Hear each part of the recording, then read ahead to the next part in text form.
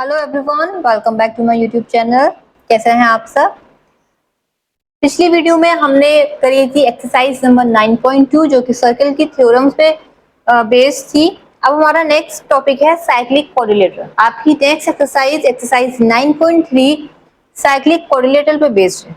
तो आइए सबसे पहले जानते हैं कि साइक्लिक कोऑर्डिनेटर होता क्या है। कौन से कोऑर्डिनेटर को हम कहते हैं साइक्लिक कोऑर्डिनेटर। वो कोऑर्डिनेटर जो कि आपका एक सर्किल के अंदर बना हुआ होता है उसे हम कहते हैं cyclic coordinator. The coordinator inscribed in a circle is called a cyclic coordinator. ठीक है, या फिर the coordinator whose all vertices lie on the circumference of circle। ठीक है, वो कोऑर्डिनेटर जिसकी सारी वर्टिसेस सर्कल की सरकमफ्रेंस पे होती हैं उसे हम क्या कहते हैं साइक्लिक कोऑर्डिनेटर।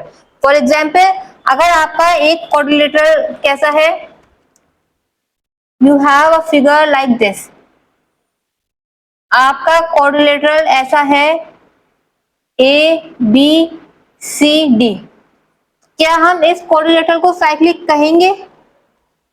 ये भी कोऑर्डिनेटर आपका सर्किल के अंदर है, लेकिन इसकी सारी वर्टिसेस सर्किल के सरकमफ्रेंस पे लाई नहीं कर रही हैं। लाइक वर्टेक्स बी, वर्टेक्स आपकी ए डी एंड सी, ये तो आपकी सर्किल के सरकमफ्रेंस पे लाई कर रही है, बट आपकी जो बी है वो आपके सरकमफ्रेंस पे लाई नहीं कर रही। सो इसलिए इसे हम साइक्लिक कोऑर्डिनेटर नहीं कहेंगे। तो साइक्लिक कोऑर्डिनेटर हमारा क्या होगा, वो कोऑर्डिनेटर जिसकी सारी वर्टिसेस आपकी सर्किल के सरकमफ्रेंस पे लाई करेंगी, लाइक दिस।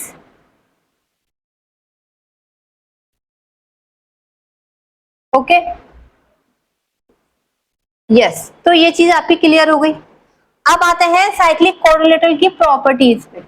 इसमें कौन सी प्रॉपर्टीज है या फिर इसमें कौन सी थ्योरम्स यूज होने वाली हैं। इस साइक्लिक कोऑर्डिनेटर पे आपकी दो थ्योरम्स है। देखिए, कोई भी क्वेश्चन अगर आपका आता है, क्योंकि थ्योरम्स आपकी बहुत सारी हैं, आप सब मिक्स ना करें, इसलिए अलग अलग थ्योरम्स एक तो लिख के रखिए कि साइक्लिक कोऑर्डिनेटर अगर आएगा तो हमें कौन सी थ्योरम यूज करनी है।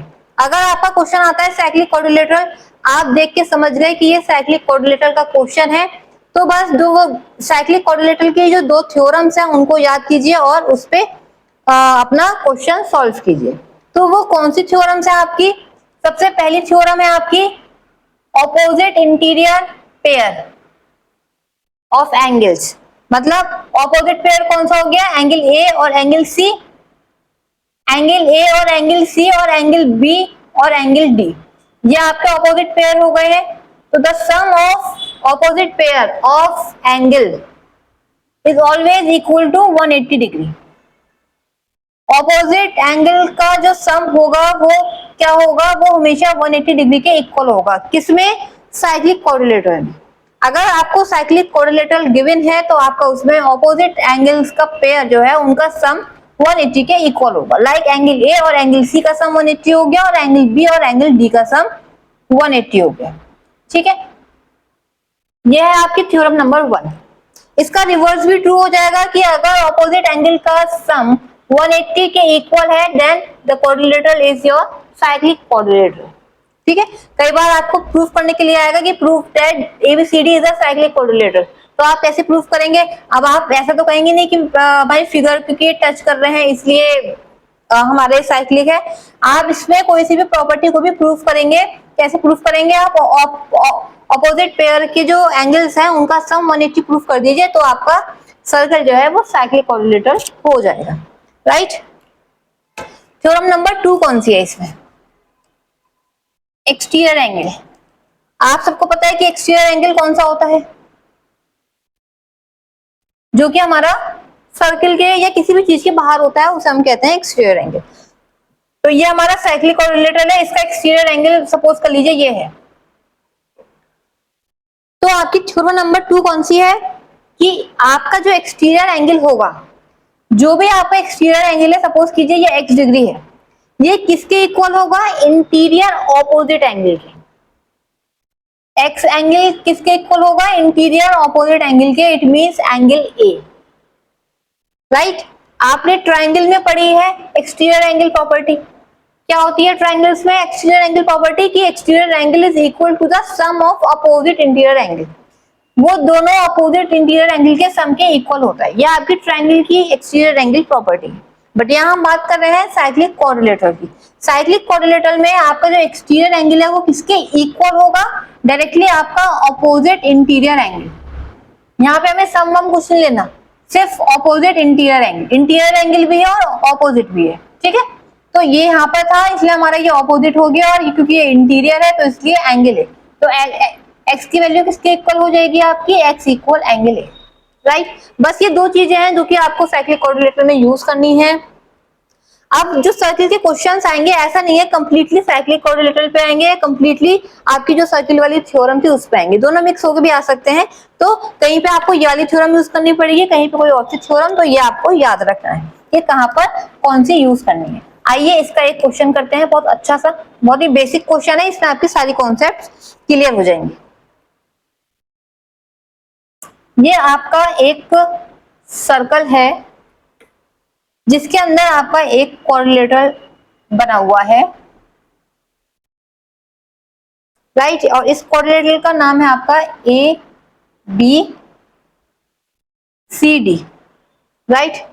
एंगल ए आपको गिवन है 80 डिग्री, और क्या गिवन है क्वेश्चन में, that A B is parallel to C D, A B और सी डी आपस में पैरेलल है, तो आप इसमें parallel line C B properties apply कर सकते हैं। अब इसमें क्या गिवन है, in the adjoining figure ABCD is a cyclic quadrilateral. इस क्वेश्चन में आपको गिवन है कि ABCD आपका साइक्लिक क्वाड्रिलेटरल है। If AB parallel DC, AB आपको DC के पैरेलल गिवन है, एंगल A आपको 80 गिवन है, then find all the remaining angles. It means angle A आपको कितना गिवन है, 80 डिग्री गिवन है, और आपको क्या गिवन है, AB parallel DC, AB DC के पैरेलल है, तो पैरेलल है तो आप पैरेलल लाइंस की प्रॉपर्टी भी अप्लाई कर सकते हैं यहाँ पे। और एंगल ए आपको गिवन है 80 डिग्री, और आपका क्वाड्रिलेटरल कैसा है, साइक्लिक, तो यहाँ साइक्लिक की भी प्रॉपर्टी यूज होंगी। ये तीनों चीजें यूज करके आपको सारे एंगल्स फाइंड आउट करना है, सारे एंगल्स मतलब एंगल डी, एंगल सी और एंगल बी।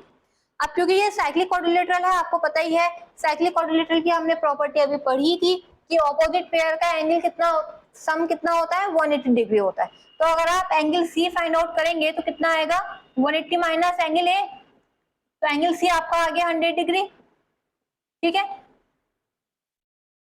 अब क्योंकि आपको ए बी पैरेलल है डीसी के, ये आपको गिवन है क्वेश्चन में, तो आपको पता है कि पैरेलल लाइंस में इंटीरियर पेयर होता है, वो भी उसका सम भी आपका कितना होता है, 180 के इक्वल होता है। It means angle A plus angle D आपका किसके इक्वल होगा, 180 डिग्री के। क्यों, क्योंकि आपकी ए बी पैरेलल है डीसी के, तो यहाँ से आप एंगल डी फाइंड आउट करेंगे, तो यहाँ से आपका एंगल डी भी कितना आएगा, 100 डिग्री, 180 माइनस 80 करेंगे, राइट। अब बचा आपका एंगल बी। अब एंगल बी आपको कैसे निकालना है, या तो आप साइक्लिक क्वाड्रिलेटरल की प्रॉपर्टी यूज कर लीजिए, इन दोनों का सम 180 कर लीजिए, या आप इसमें इंटीरियर पे यूज कर लीजिए, जो आपको कंफर्टेबल लगे वो कर लीजिए, बाकी आंसर दोनों से एक ही आएगा, और दोनों में करना भी एक ही, इसमें इन दोनों का सम भी 180 है और इन दोनों का सम भी 180 है। तो एंगल बी जब आप कैलकुलेट करेंगे, अगर हम एंगल सी से कैलकुलेट करें, एंगल सी आपका 100 आया था, तो 180 माइनस 100, तो एंगल बी आपका हो गया 80 डिग्री।